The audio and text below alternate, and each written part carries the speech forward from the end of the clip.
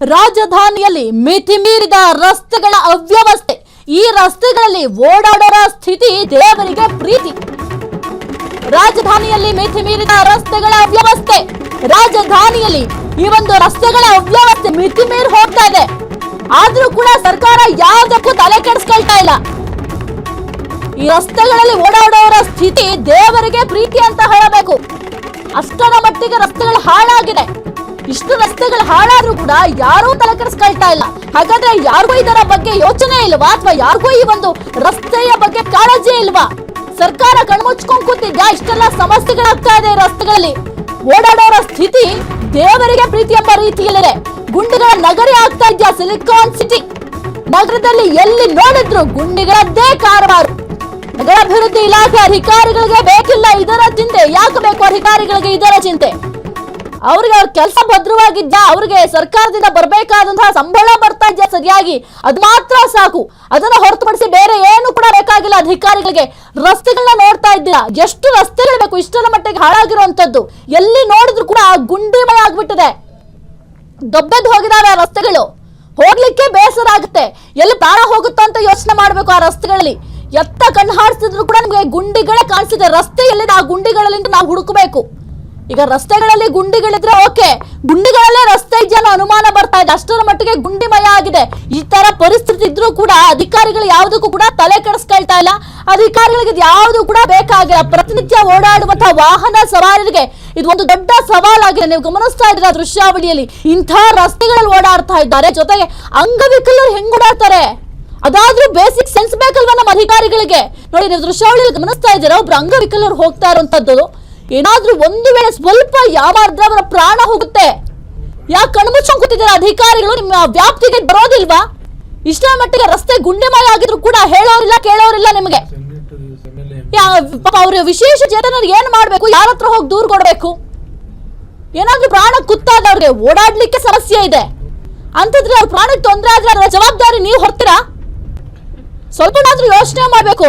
ಜನರ ಕೆಲಸವನ್ನ ಮಾಡ್ಲಿಕ್ಕೆ ನಿಮ್ಮನ್ನ ಅಧಿಕಾರಿಗಳಾಗಿ ನೇಮಕ ಮಾಡಿರುವಂತದ್ದು. ಆದ್ರೆ ಜನರ ಹಿತಾಸಕ್ತಿಯನ್ನ ಕಾಪಾಡ್ತಾ ಇಲ್ಲ, ಜನರ ಪರ ಕೆಲಸ ಕಾರ್ಯಗಳನ್ನ ಮಾಡ್ತಾ ಇಲ್ಲ. ಇನ್ನೇನ್ ಮಾಡ್ತಾ ಇದ್ದೀರಾ ನೀವು?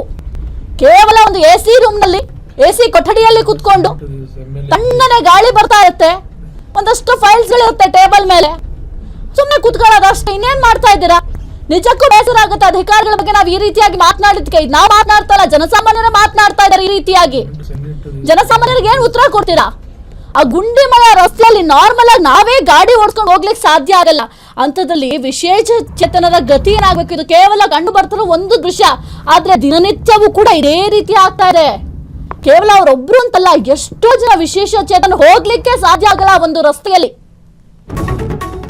ವಿದೇಶದಲ್ಲೂ ಹರಾಜಾಯ್ತು ಸಿಲಿಕಾನ್ ಸಿಟಿ ಮರ್ಯಾದೆ. ಗುಂಡಿ ತುಂಬಿದ ರಸ್ತೆಯಲ್ಲೇ ವಿಶೇಷ ಚೇತನ ವ್ಯಕ್ತಿಯ ಪರದಾಟ. ಎಲೆಕ್ಟ್ರಿಕ್ ಸ್ಕೂಟರ್ ನಲ್ಲಿ ಜೀವ ಭಯದಲ್ಲೇ ದಿನನಿತ್ಯ ಸಂಚಾರ. ಗುಂಡಿ ರಸ್ತೆಯಲ್ಲಿ ವಿಶೇಷ ಚೇತನ ವ್ಯಕ್ತಿಯ ಓಡಾಟದ ವಿಡಿಯೋ ಇದು. ಗುಂಡಿಗಳಲ್ಲೇ ಯದ್ನ ಬಿದ್ನ ಅಂತ ಹೋಗ್ತಾ ಇರುವಂತಹ ವಿಶೇಷ ಚೇತನ. ಇನ್ನೇನ್ ಮಾಡ್ಲಿಕ್ಕೆ ಸಾಧ್ಯ ಆಗುತ್ತೆ? ಬೇರೆ ಆಲ್ಟರ್ನೇಟ್ ವ್ಯವಸ್ಥೆ ಇಲ್ಲ, ಒಂದು ರಸ್ತೆಯಲ್ಲೇ ಹೋಗ್ಬೇಕಾಗತ್ತೆ. ಗುಂಡಿ ತುಂಬಿದ ರಸ್ತೆಯಲ್ಲಿ ವಿಶೇಷ ಚೇತನ ವ್ಯಕ್ತಿಯ ಓಡಾಟ. ಆ ಒಂದು ದೃಶ್ಯಾವಳಿಯಲ್ಲಿ ಗಮನಿಸ್ತಾ ಇದ್ದಾರೆ. ಆ ಒಂದು ರಸ್ತೆ ನೋಡಿ ಮೊದಲಿಗೆ ಯಾವ ಪರಿಸ್ಥಿತಿಯಲ್ಲಿದೆ ರಸ್ತೆ ಅಂತ. ಆ ಒಂದು ರಸ್ತೆ ಸರಿ ಮಾಡ್ಲಿಕ್ಕೆ ಅವ್ರ ಕೈಲಿ ಸಾಧ್ಯ ಆಗ್ತಾ ಇಲ್ಲ ಅಂತಂದ್ರೆ ಇನ್ನು ಅಧಿಕಾರದಲ್ಲಿ ಇದ್ದು ಏನ್ ಯೂಸ್ ಅಂತ ಗೊತ್ತಾಗ್ತಾ ಇಲ್ಲ.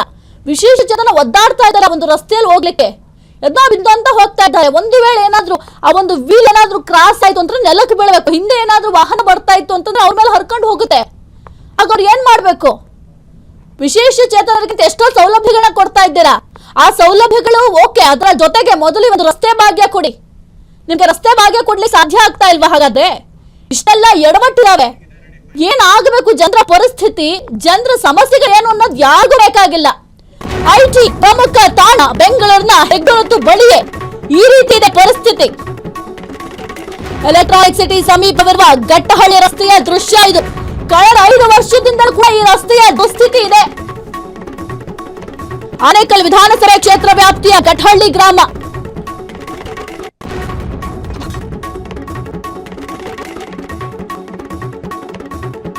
ಪ್ರಮುಖ ತಾಣ ಅಂದ್ರೆ ಮೊದಲಿಗೆ ಬೆಂಗಳೂರು ಅಂತ ಹೇಳ್ತೀರಿ.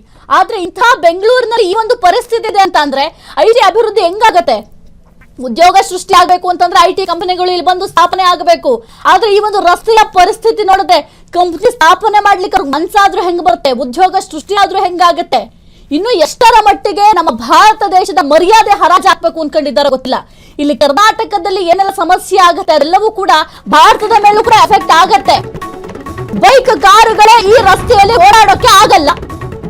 ಇಂತಹ ರಸ್ತೆಯಲ್ಲಿ ವಿಶೇಷ ಚೇತನ ವ್ಯಕ್ತಿ ಪಾಡೇನ್ ಹಾಗಾದ್ರೆ? ಈ ದುಸ್ಥಿತಿ ನೋಡಿ ಚೀಮಾರಿ ಹಾಕ್ತಾ ಇದ್ದಾರೆ ಜನರು. ಬ್ರಾಂಡ್ ಬೆಂಗಳೂರಲ್ಲಿ ಇದೆಂಥ ದುಸ್ಥಿತಿ, ಇದೇನಾ ಗ್ಯಾರಂಟಿ ಸರ್ಕಾರ ಕೊಟ್ಟಿರುವಂತಹ ಗ್ಯಾರಂಟಿ ಭಾಗ್ಯ? ನಿಮಗೆ ಕೇವಲ ನಿಮ್ಮ ಭದ್ರತೆಯೇ ಮುಖ್ಯ ಆಯ್ತಾ? ಜನರ ಸಂಕಷ್ಟ ಯಾರಿಗೂ ಕಾಣ್ತಾ ಇಲ್ಲ ಹಾಗಾದ್ರೆ? ಜನರ ಸಂಕಷ್ಟ ಯಾರಿಗೂ ಬೇಕಾಗಿಲ್ಲ. ಕೇವಲ ಒಂದು ಎಲೆಕ್ಷನ್ ಸಂದರ್ಭದಲ್ಲಿ ಮಾತ್ರ ಜನರ ಸಮಸ್ಯೆಗಳನ್ನ ಕೇಳಲಿಕ್ಕೆ ಬರ್ತಾರೆ. ಎಲೆಕ್ಷನ್ ಮುಗಿದ ನಂತರ ಜನರ ಬಳಿ ಯಾವ ಕಾರಣಕ್ಕೆ ಬರ್ತಾರೆ? ಹೆಂಗಾಗಿದೆ ಅಂತಂದ್ರೆ, ಈಗ ಕೆಲವೊಂದಿಷ್ಟು ಶಾಸಕರಿಗೆ ಸಚಿವರಾಗಬೇಕು ಆ ಒಂದು ಯೋಚನೆಯಲ್ಲಿದ್ದಾರೆ. ಇನ್ನು ನಮ್ಮ ಸಿಎಂ ಆಗಿರ್ಬೋದು, ಡಿಸಿಎಂ ಆಗಿರ್ಬೋದು, ಈ ಒಂದು ಕುರ್ಚಿ ಕಿತ್ತಾಟ ನಡೀತಾ ಇದೆ. ಅದನ್ನ ಹೆಂಗೆ ನಿಭಾಯಿಸಬೇಕು?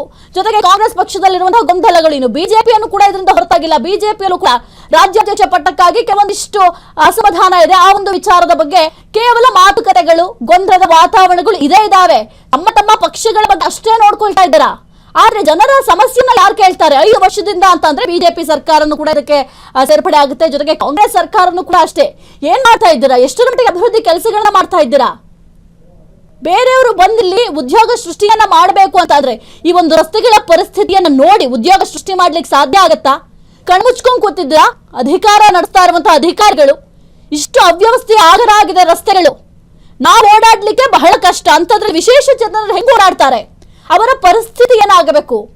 ಒಂದು ವೇಳೆ ಏನಾದ್ರೂ ಹಿಂದೆಯಿಂದ ಒಂದು ವಾಹನ ಬಂತು, ಏನಾದ್ರೂ ಅವರು ಹೋಗ್ತಾ ಇರುವಂತ ವಾಹನದಲ್ಲಿ ವೀಲ್ ಏನಾದ್ರೂ ಸಮಸ್ಯೆ ಆದ್ರೆ, ಒಂದು ಗುಂಡಿಗಳಲ್ಲಿ ಹೋಗುವಂತ ಸಂದರ್ಭದಲ್ಲಿ ಸ್ವಲ್ಪ ಆಚೆ ಈಚೆ ಆದ್ರೂ ಕೂಡ ಪ್ರಾಣ ಕುತ್ತಾಗತ್ತೆ. ಆ ಒಂದು ಜವಾಬ್ದಾರಿಯನ್ನ ಸರ್ಕಾರ ಹೊರತಾ ಅಥವಾ ಅಧಿಕಾರಿಗಳು ಹೊರ್ತೀರಾ? ಯಾರಿದ್ರ ಜವಾಬ್ದಾರಿಯನ್ನ ಹೊರ್ತೀರಾ ಅಥವಾ ನಗರಾಭಿವೃದ್ಧಿಯವರು ಹೊರ್ತೀರಾ? ಇದಕ್ಕೆ ಉತ್ತರ ಕೊಡಬೇಕಾಗುತ್ತೆ ಎಲ್ಲ ಅಧಿಕಾರಿಗಳು ಕೂಡ. ಎಲೆಕ್ಟ್ರಾನಿಕ್ ಸಿಟಿ ಬಳಿ ಇದೆಂಥ ಅವಾಂತರ? ಬ್ರಾಂಡ್ ಬೆಂಗಳೂರು ಅಂದ್ರೆ ಇದೇನಾ ಮಂತ್ರಿಗಳೇ? ಸ್ವಲ್ಪ ತಿಳಿಸ್ಕೊಡಿ ನಮ್ಗೆ. ಗೊತ್ತಿಲ್ಲ ಬ್ರಾಂಡ್ ಬೆಂಗಳೂರು ಯಾವ ರೀತಿ ಇರುತ್ತೆ ಅಂತ. ಇದು ಬ್ರಾಂಡ್ ಬೆಂಗಳೂರು ಅಥವಾ ಬ್ಯಾಡ್ ರಸ್ತೆ ಬೆಂಗಳೂರ? ಅದಕ್ಕೆ ಉತ್ತರ ಕೊಡ್ಬೇಕಾಗುತ್ತೆ. ಬ್ರಾಂಡ್ ಬೆಂಗಳೂರು ಅಂದ್ರೆ ಇದೇನಾ ಮಂತ್ರಿಗಳೇ? ಇದು ಬ್ರಾಂಡ್ ಬೆಂಗಳೂರ ಅಥವಾ ಬ್ಯಾಡ್ ರಸ್ತೆ ಬೆಂಗಳೂರ? ಉತ್ತರ ಕೊಡಿ. ಇದಕ್ಕೆ ಸಿಎಂ ಅವರು ಕೂಡ ಉತ್ತರ ಕೊಡಬೇಕಾಗುತ್ತೆ, ಜೊತೆಗೆ ಡಿಸಿಎಂ ಅವರು ಕೂಡ ಉತ್ತರ ಕೊಡಬೇಕಾಗುತ್ತೆ, ಜೊತೆಗೆ ಸಂಬಂಧಪಟ್ಟಂತಹ ಸಚಿವರು ಕೂಡ ಉತ್ತರವನ್ನ ಕೊಡಬೇಕಾಗುತ್ತೆ. ಎಲೆಕ್ಟ್ರಾನಿಕ್ ಸಿಟಿ ಬಳಿ ಎಂಥ ಅವಾಂತರ ನೋಡಿ. ಈ ಒಂದು ರಸ್ತೆಯಲ್ಲಿ ಪ್ರಯಾಣ ಮಾಡೋರು ಜೀವ ಕೈಯಲ್ಲಿ ಹಿಡ್ಕೊಂಡು ಹೋಗ್ಬೇಕು. ಎಲ್ಲ ಜೀವಕ್ಕೆ ತೊಂದರೆ ಆಗ್ಬಿಡುತ್ತೋ ಅಂತ ಯೋಚನೆ ಮಾಡ್ಕೊಂಡು ಹೋಗ್ಬೇಕು. ಬೇರೆ ಆಲ್ಟರ್ನೇಟ್ ವ್ಯವಸ್ಥೆ ಇರೋದಿಲ್ಲ. ಇದೇ ರಸ್ತೆಯಲ್ಲಿ ಹೋಗ್ಬೇಕು, ಇದೇ ಮಾರ್ಗವಾಗಿ ಹೋಗ್ಬೇಕಾಗುತ್ತೆ. ಅಂತವರ ಪರಿಸ್ಥಿತಿ ಏನಾಗಬೇಕು? ದಿನನಿತ್ಯ ಕೂಡ ಇದೇ ಪರಿಸ್ಥಿತಿಯನ್ನ ಪ್ರಯಾಣಿಕರು ಫೇಸ್ ಮಾಡ್ತಾ ಇದ್ದಾರೆ. ಆದ್ರೂ ಕೂಡ ನಮ್ಮ ಸರ್ಕಾರ ಜಾಣ ಕುರುಡರಂತೆ ನಮಗೇನು ಕೂಡ ಕಾಣ್ತಾನೆ ಇಲ್ಲ ಅನ್ನೋ ರೀತಿಯಲ್ಲಿ ವರ್ತಿಸ್ತಾ ಇದೆ.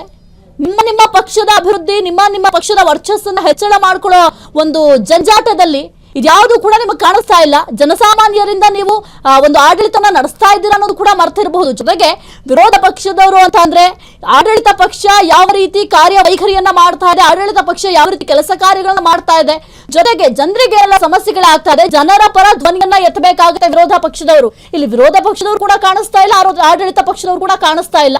ಇವರಿಬ್ಬರ ನಡುವೆ ಅಧಿಕಾರಿಗಳಂತೂ ಕಣ್ಣು ಮುಚ್ಕೊಂಡು ಕೂತಿದ್ದಾರೆ. ಆರಾಮ್ಸೆ ಯಾರಿಗೆ ಏನಾದ್ರೂ ಆಗ್ಲಿ ನಮ್ಗೆ ಆಗಬೇಕು ಅನ್ನೋ ರೀತಿಯಲ್ಲಿದ್ದಾರೆ. ಹಾಗಾದ್ರೆ ಜನರಿಗೆ ನೀವು ಕೊಡ್ತಾ ಇರುವಂತಹ ಭಾಗ್ಯ ಇದೇನಾ? ಹಾಗಾದ್ರೆ ಈ ಒಂದು ರಸ್ತೆ ಅವ್ಯವಸ್ಥೆನ ಜನರಿಗೆ ಕೊಡ್ತಾ ಇರುವಂತದ್ದು. ಒಂದು ರಸ್ತೆ ಸರಿ ಮಾಡ್ಲಿಕ್ಕೆ ಎಷ್ಟು ದಿನ ಬೇಕು ನಿಮ್ಗೆ? 5 ವರ್ಷ ಬೇಕಾಯ್ತಾ?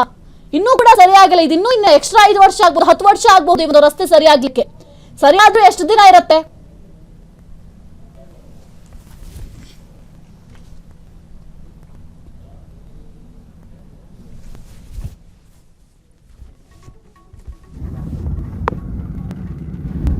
ಕ್ಷಣದ ಸುದ್ದಿಗಳಿಗಾಗಿ ಫ್ರೀಡಂ ಟಿವಿ ಸಬ್ಸ್ಕ್ರೈಬ್ ಮಾಡಿ, ಲೈಕ್ ಮಾಡಿ ಹಾಗೂ ಫಾಲೋ ಮಾಡಿ. ಹೊಸ ಸುದ್ದಿಗಳ ನೋಟಿಫಿಕೇಶನ್ಗಾಗಿ ಬೆಲ್ ಐಕಾನ್ ಮೇಲೆ ಕ್ಲಿಕ್ ಮಾಡಿ.